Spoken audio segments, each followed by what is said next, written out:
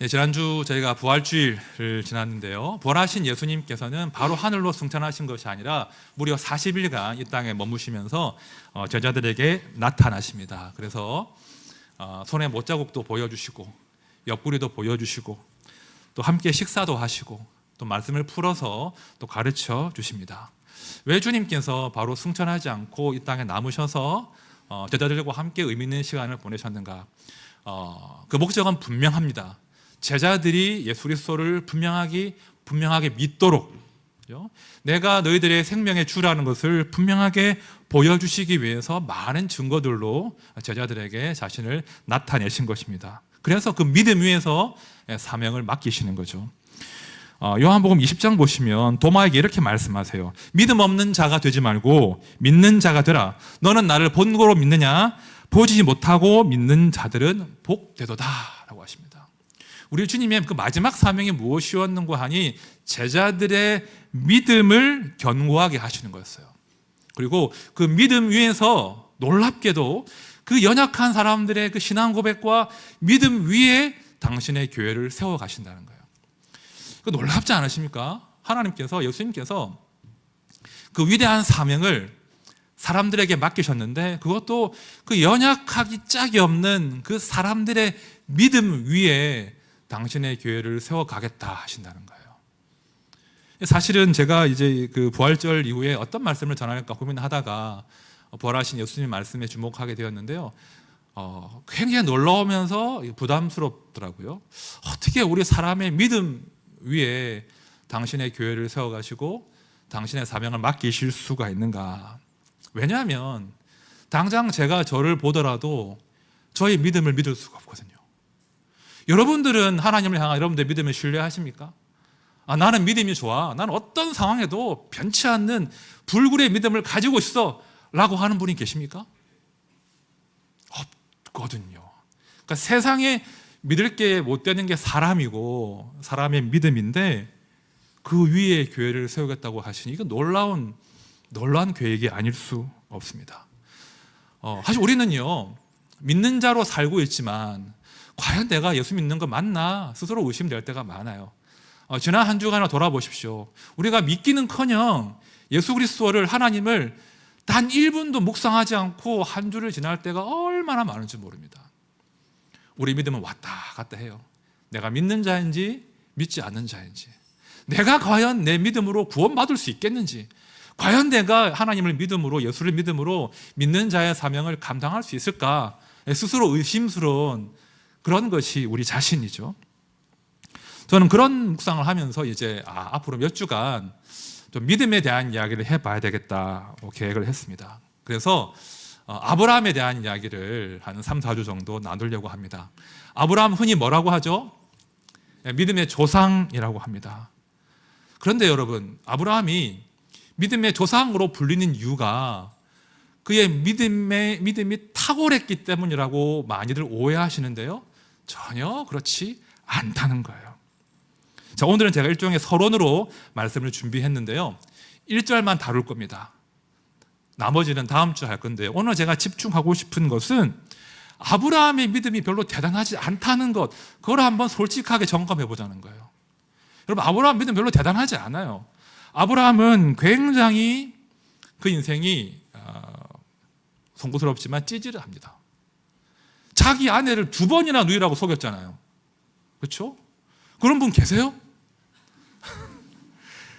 자기 아내를 누이라고 속일 만큼 연약하고 비루한 사람이 아브라함이라는 거예요. 실제로 창세기를 볼 때마다 제가 느끼는 것은 별로 아브라함 인생이 감동적이지 않아요. 모리아산에서 이삭을 제물로 바칠 때 그 한 장면을 제외하고는 별로 아브라함의 인생이 대단해 보이지 않습니다.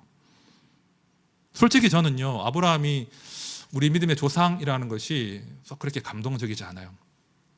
사실 아브라함은요, 넉넉한 사람이었어요.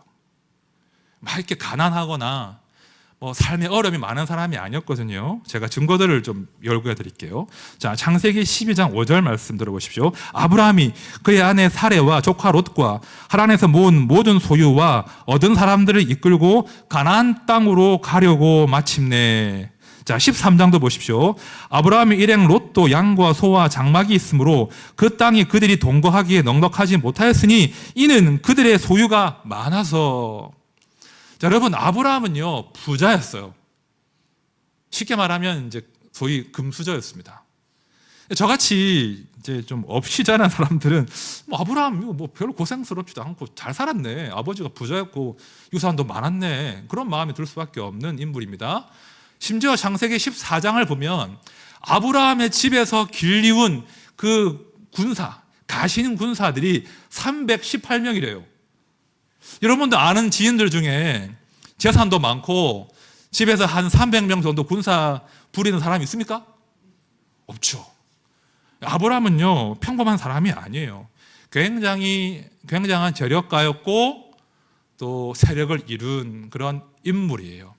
그래서 이런 사람이 우리의 믿음의 조상이라고 하니 썩 공감이 되지 않는다. 저는 개인적으로 그렇거든요. 그런데 말입니다, 하나님이 이 사람을 당신의 사람으로, 당신의 믿음의 조상으로 부르신 이야기가 쭉 창세기로 이어지는 거예요. 자, 그런데 이렇게 넉넉하고 이렇게 문제없어 보이는 아브라함의 삶이지만 어찌 보면 우리 가운데 계신 고생 많이 하신 우리 권사님들, 집사님들의 인생에 비하면 평탄할 수밖에, 오히려 평탄해 보이는 그 삶이지만 하나 딱 아픈 구석이 있었어요. 하나가 해결이 안 되는 결핍이 있었어요. 아브라함의 결핍이 뭐였습니까? 아들이 없다는 거예요. 아들이 별로 와닿지 않죠. 아들이 없으면 잘 됐네. 아들 없으면, 이게 아들 둔 부모님들 제가 많이 보이는데 지금 다 속썩이고 있잖아요. 그죠? 그렇죠. 많이 보입니다. 아주 많이 보입니다. 저희 집에 아들 하나거든요. 얼마나 다행인지 몰라요. 하나밖에 없어가지고. 사실 지금이야 아들 없는 게 무슨 큰 문제겠습니까? 그렇죠?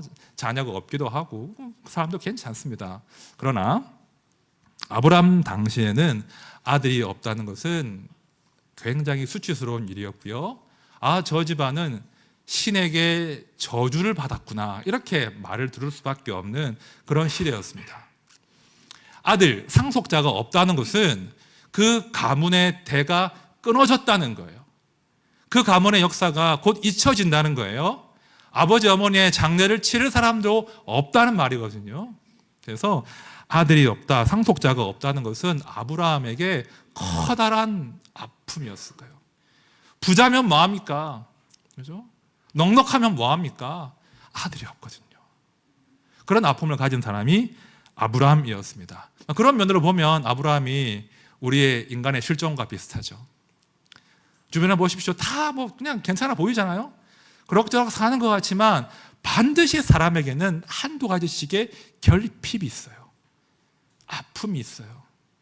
쉽게 꺼내 놓을 수 없는, 쉽게 해결할 수 없는 아픈 손가락이 다 있거든요. 지금 아브라함이 그 삶을 대표적으로 보여주는 겁니다. 자, 이런 상황에서 하나님이 아브라함을 찾아오셔서 말씀하시는데 아브라함의 귀가 솔깃해지는 아주 달콤한 제안을 하나님이 하신다는 거예요. 자, 창세기 12장 가볼 텐데요. 2절과 7절을 한번 연속으로 보겠습니다. 시작. 내가 너로 큰 민족을 이루고 내게 복을 주어 내 이름을 창대하게 하리니 너는 복이 될지라. 여호와께서 아브라함에게 나타나 이르시되 내가 이 땅을 내 자손에게 주리라 하신지라. 자기에게 나타나신 여호와께 그가 그곳에서 제단을 쌓고. 많은 분들이 아브라함의 믿음을 대단하다고 할 때 아브라함이 하나님 말씀만 믿고 따라갔다라고 이야기하는데 성경을 자세히 보십시오. 아브라함이 하나님께 베팅할 수 있는 이유가 있어요. 하나님 약속이 뭡니까? 내가 너로 민족을 이루어서 창대하게 하겠다. 내가 너의 자손에게 이 땅을 주겠다. 무슨 말입니까? 아들 주겠다는 거거든요. 아브라함이 단 하나 없는 거, 그 아들 주겠다는 약속을 하셨기 때문에 아브라함의 귀가 솔깃해지는 거예요. 내가 다 있는데 아들 하나 없는데 어떤 신이 딱 나타나서는 아들 주겠다고 하는 거예요. 그러니 한번 모험을 걸어보자. 그만큼 절박했거든요. 그만큼 아들이 절실했거든요. 그래서 지금 아브라함이 하나님을 따라 나선 거예요. 와, 아브라함이 하나님 말씀만 듣고 고향과 본토와 친척과 아비의 집을 떠났구나, 위대한 믿음의 사람이구나 라고 쉽게 해석하지만 저는 아무리 봐도 그런 것 같지 않아요. 아브라함이 어떻게 하나님을 알겠습니까? 하나님 아직 몰라요. 아브라함의 믿음의 시작은요, 우리가 정말 편견 없이 정직하게 말씀을 보면 적당히 기복적이었습니다.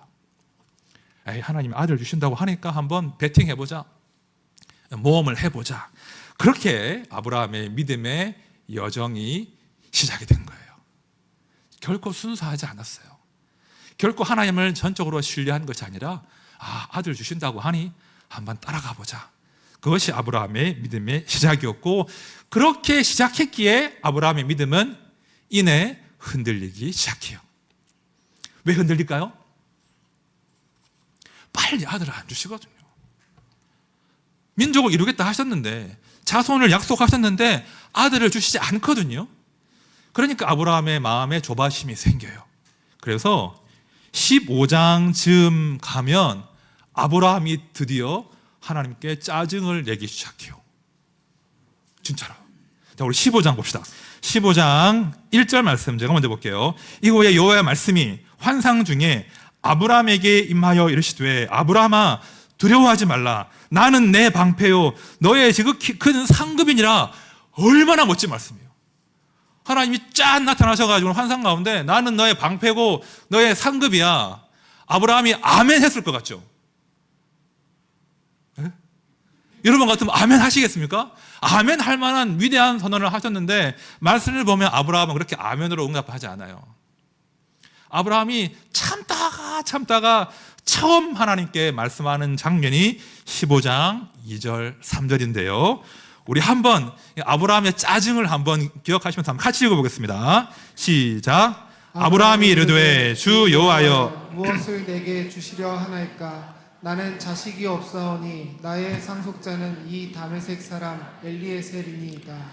아브라함이 또 이르되 주께서 내게 씨를 주지 아니하셨으니 내 집에서 길린 자가 내 상속자가 될 것이니이다. 지금 보이세요? 하나님 그래 괜찮아요. 하나님 당신이 신께서 나의 방패 씌우는 거 좋습니다. 나의 상급 좋습니다. 그런데 아들은요? 라고 지금 따진 장면이에요. 말씀만 하지 마시고 멋진 선언만 하지 마시고 아들 언제 주실 겁니까? 주님 저에게 아들을 주지 않으심으로, 씨를 허락하지 않으심으로 그냥 내가 집에서 길리운 내 종 엘리에셀을 그냥 내 상속자로 삼을랍니다 라고 지금 이야기하는 장면인 거예요. 여러분, 아브라함이 우리하고 비슷하죠? 결코 하나님을 온전히 신뢰하지 못해요. 그러면 제가 질문을 드릴게요. 지금 아브라함은 믿음이 없는 겁니까? 지금 아브라함은 하나님 안 믿는 사람인 겁니까? 그렇게 말할 수 있는 겁니까? 헷갈리시죠? 믿음이 있어요. 아브라함이 지금 믿음을 완전히 저버린 게 아니에요. 지금 아브라함은 인간의 믿음이 본질적으로 어떠한지를 보여주는 거예요. 여러분, 사람의 믿음은요 결코 100% 완전하고 순수할 수 없습니다. 적당한 조급증과 적당한 의심이 항상 그 믿음에 섞여 있는 거예요. 하나님 믿어요. 하나님을 부정할 수는 없으나 조급증이 생기는 거예요. 의심이 생기는 거예요. 언제 내 삶에 하나님 약속이 이루어질지 답답한 거예요. 지금 아브라함이 모든 인생들이 소유한 그 연약한 믿음의 민낯을 지금 보여주고 있습니다. 자, 그럼 하나님 어떻게 답을 하시겠습니까? 어떻게 이 아브라함의 짜증에 답을 하실까요? 내 이놈 하시겠습니까? 네가 믿음이 없구나 이놈아 하시지 않는다는 거예요. 놀랍게도 우리 하나님은 아브라함을 달래십니다. 자, 4절과 5절 말씀 제가 볼게요. 여호와의 말씀이 그에게 임하여 이르시되 상속자가 아니라 내 몸에서 날짜가 내 상속자가 되리라 하시고 그를 이끌고 밖으로 나가 이르시되 하늘을 우러러 무뼈를 셀 수 있나 보라. 또 그에게 이르시되 내 자손이 이와 같으리라. 이게 되게 감동적인 장면으로 미화되는데요. 사실은 하나님께서 지금 그 아브라함 달래기 위해서 지금 전전긍긍하시는 거예요. 아브라함을 이끌고 밖으로 데리고 나오시는 거예요. 나 따라 나와봐봐. 저기 하늘 보이지? 별 보이지? 저 하늘의 별처럼 너의 자손들이 많아질 거야 라고 지금 아브라함을 달래주시는 장면이 지금 이 4절과 5절입니다. 우리 하나님은요, 아브라함에게 믿음을 심으셨는데요, 그 믿음이 말라 죽지 않도록 그 믿음을 키워내시기 위해서 아브라함을 설득하고 계신 거예요. 자, 그러자 아브라함이 그 하나님의 설득에 믿음으로 반응하는 거예요. 자, 6절 말씀 우리 다 같이 봅시다. 시작. 아브라함이 여호와를 믿으니 여호와께서 이를 그의 의로 여기시고. 와, 이 말씀 굉장히 유명한 말씀인데요, 이신칭의라고 하는 우리 개혁교회, 개신교회의 위대한 교리가 탄생한 배경이 이 말씀이에요. 나의 의가 아니라 여호와를 믿는 것이 너희들의 의가 될 것이다. 이신칭의. 그 말씀이, 그 교리가 나온 배경 말씀이 이 아브라함과 하나님과 이 대화, 이 구절이거든요. 사도 바울이 이 말씀이 너무나 소중해서 로마서 또 갈라디아서에서 이 말씀을 인용해요. 오직 의는 믿음으로 이루어진다. 믿음으로 산다. 그 근거 구절이 이 말씀인데요, 우리 하나님께서 이 아브라함의 그 때 묻은 그 부족한 믿음을 귀하게 받으시는 거예요. 그것을 아브라함의 의로움으로 삼아 주십니다. 자, 그런데요, 제가 이 말을 하려고 하는 게 아니라 그 다음이 정말 중요한데요, 하나님이 의로움으로 받으신 그 믿음, 아브라함의 그 믿음이 결코 완전하지 않았다는 거예요. 여러분, 15장에서 아브라함이 하나님을 믿었는데요, 16장에서 어떤 일이 벌어지는지 아십니까? 아브라함의 믿음이 견고하게 유지가 되겠습니까? 그렇지 않다는 거예요. 16장을 가보면 놀라운 일이 벌어집니다. 자, 16장 2절 3절 말씀 제가 볼게요. 사레가 아브라함에게 이르되 여호와께서 내 출산을 허락하지 아니하셨으니 원하건대 내 여종에게 들어가라. 내가 혹 그로 말미암아 자녀를 얻을까 하노라 하매 아브라함이 사레의 말을 들으니라. 아브라함의 아내 사레가 그 여종 애굽 사람 하갈을 데려다가 그 남편 아브라함에게 첩으로 준 때는 아브라함이 가나안 땅에 거주한 지 10년 후였더라. 아브라함이 기다리지 못해요. 분명 그가 믿음 없는 자가 아닌데 너무 길게 이어지니까 10년이 지나도 나이는 드는데 세월은 가는데 자식이 생기지 않으니까 이 아브라함과 사레가 아무도 의논했겠죠.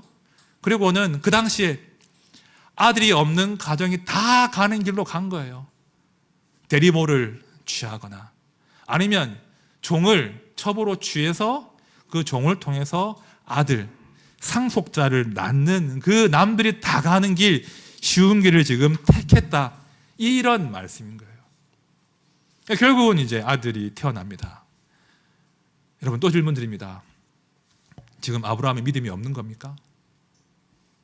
아브라함이 도무지 하나님을 알지 못하고 믿지 못하는 겁니까? 믿었어요.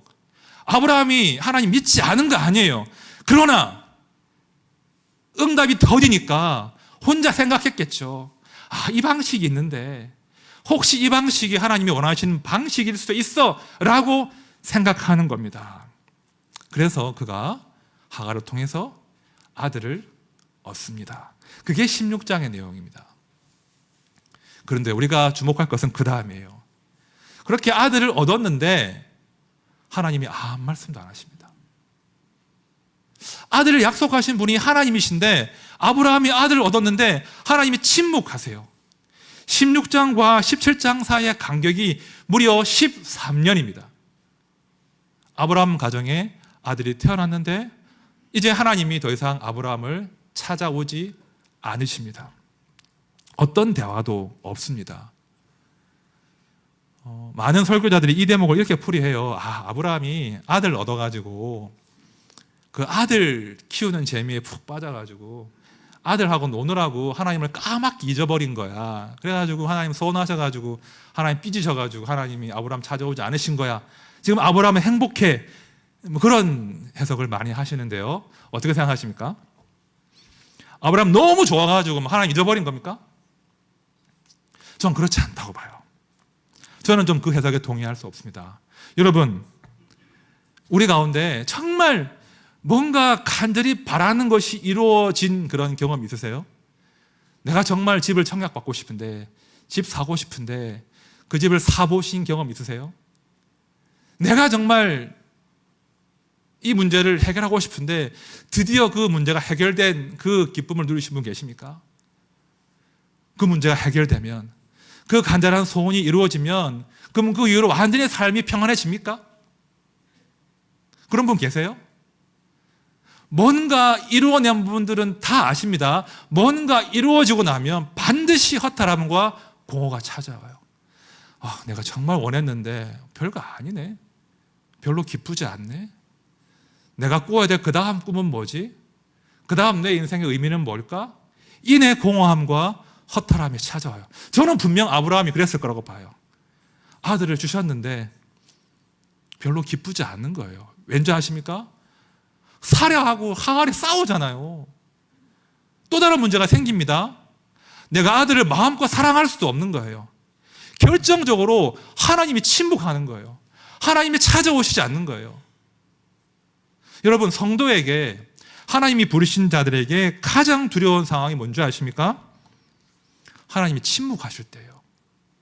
뭔가 내 삶에 큰 문제는 없는 것 같은데, 뭔가 간절한 소원이 이루어진 것 같기는 한데 내 삶이 까닭없이 공허하고 괜히 불안하고 행복하지가 않아요. 그게 하나님 말씀이 중단될 때 그렇거든요.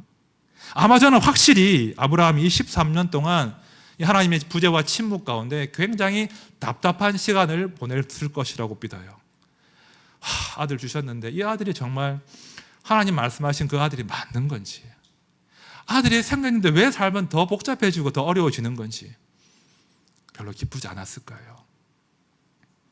여러분, 아브라함이 그 13년 동안 배운 게 뭐겠습니까? 분명히 배운 게 있거든요. 아들을 얻었지만 내 마음의 간절한 소원이 이루어지기는 했지만 삶은 여전히 공허하다는 거예요. 삶은 여전히 텅 비어 있다는 거예요. 특히나 하나님의 침묵 가운데 사는 것이 얼마나 두려운 것인지 아브라함이 충분히 깨달았을 거예요.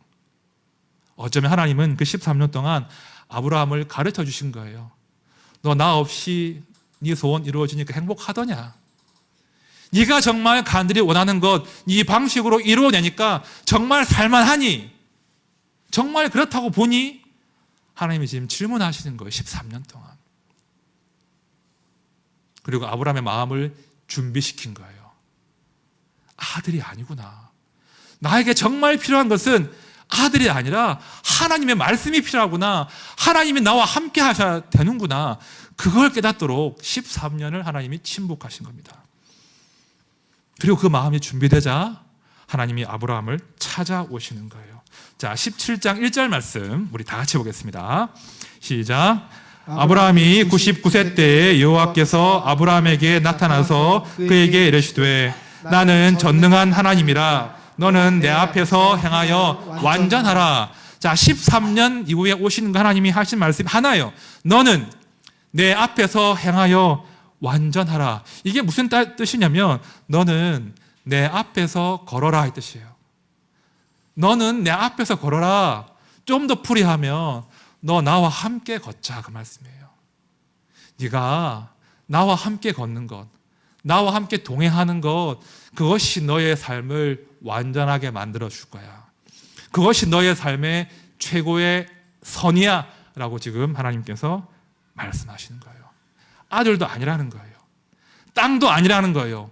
마음의 간절한 소원이 이루어지는 것도 아니에요. 지금 아브라함에게 제일 중요한 것은 하나님과 동행하는 것, 그 지극한 행복과 기쁨으로 지금 하나님께서 마침내 아브라함을 부르시는 장면이 오늘 말씀 17장 1절 말씀이에요.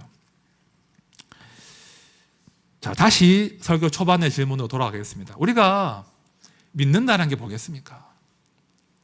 우리가 하나님 믿고 산다는 게 뭐겠습니까? 우리가 이제 하나님 믿었으니까 어떡하든 의심을 물리치고 확신 가운데 살 수 있도록 이 악물고 믿음을 지키는 그게 믿음으로 사는 겁니까? 그렇지 않다는 거예요. 여러분, 우리의 믿음을 시작하게 하신 분도 하나님이시고요. 우리의 그 믿음을 끝까지 지켜내시는 분도 하나님이십니다. 우리의 의지가 우리의 믿음을 지켜내는 게 아니에요. 이 악물고 우리의 믿음을 보존하시고 가꾸어 가시는 분은 우리 하나님이십니다. 우리의 믿음이 아니에요. 중요한 것은 우리의 의지가 아니라 마침내 우리의 믿음을 끝까지 지탱해내시는 하나님의 그 의지와 열심히 우리의 믿음을 마침내 믿음으로 만들어낸다는 거예요. 저는 기질상 이제 그 스스로 해결하려고 하는 기질이 있어요. 이런 사람들은 기도 많이 안 합니다. 그러니까 웬만하면 내가 해결하면 되지. 내가 내 의지로 지혜로 뭐 지식으로 하면 되지. 뭘 기도해. 그렇게 좀 그런 성향들이 있거든요. 제가 조금 그런 기질이에요. 그래서 어떻게 하든지 내가 이 악물고 해결하면 되지. 뭔가 필요한 게 있어도 그 소원을 가지고 간절히 기도하지는 성향은 아니에요. 그냥 기도 안 합니다. 마음에 간절한 소원이 있어도 뭐 하나님 아시겠지. 뭐 내 힘으로 하면 되지. 그런 기질이 제가 좀 강해요. 그냥 참고 말든지 아니면 내가 해내려고 애를 쓰든지 그런 기질입니다. 사실은 이런 자녀들이 있으면 재미없잖아요. 자녀를 키울 때 말도 안 하고 뭐 아쉬운 것도 없다 그러고 지 힘으로 다 하려고 그러고 제가 좀 그런 스타일이에요. 아마 하나님이 저를 볼 때 영도 너 정말 재미없다 그러실 거예요. 뭔가 간절함이 없는 거예요. 하나님 앞에서. 뭔가 하나님께 간절하게 매달리지 않는 게 제 본성이고 기질인 것 같아요. 그런데요, 참 신기한 것은 저는 제 기질상 감히 하나님께 납작 엎드리거나 간절해질 수 없는데 한 번씩 저를 간절하게 만드세요. 한 번씩 저에게 결정적인 위기를 만나게 해주세요. 평소 제 기질 같으면 뭐 내 힘으로 하면 되지. 또 한번 돌파해보자. 혹은 하나님께 서운하네. 하나님 안 계신 거야 라고 할 수 있을 수밖에 없는 그런 상황들을 만들어주시는데 놀라운 건 그때 감사하게 제가 하나님께 엎드린다는 거예요. 되게 신기해요. 하나님이 저로 하여금 하나님을 찾도록 만들어주세요. 하나님께서 제 안에 간절한 마음을 창조해 주신단 말입니다. 사실은 삶의 정황을 보면 하나님의 침묵과 부재의 증거가 더 넘치는 것 같은데 이상하게 제가 하나님을 찾게 되더라고요. 제가 고민을 해봤어요. 제가 정말 믿음이 좋은 건가? 내가 정말 그래도 믿음이 있는 건가? 아니더라고요. 제가 하나님을 찾는 게 아니라 하나님이 저로 하여금 하나님을 찾도록 만들어 주시더라고요. 참 그걸 고백할 수밖에 없어요. 사실 많은 경우에 그런 간절한 순간에 기도하면 하나님께서 응답해 주시면 좋은데 응답을 안 하실 때가 참 솔직히 많았어요. 시간을 질질 끄신다거나 응답을 하지 않는 경우가 참 많았는데요. 놀라운 것은 응답하지 않으시고 문제가 여전한 그 상황이지만 결코 그 시간이 저에게는 아픈 시간은 아니더라는 거예요. 그저 하나님을 구하고 그분의 존재를 인정하고 그렇지 결국 내 삶은 주님의 것 아니겠냐 그 인정하는 하나님을 알아가는 행복이 있더라는 겁니다. 삶의 고통은 여전하지만 그 과정 가운데 제가 점점 하나님을 알아가더라는 겁니다. 여러분, 우리 하나님은요, 우리 심령 가운데 정말 작은 믿음을 심으세요. 정말 작은 믿음을 심으시는데 그 믿음을 우리 하나님께서 정성스럽게 갖고 가시는 거예요.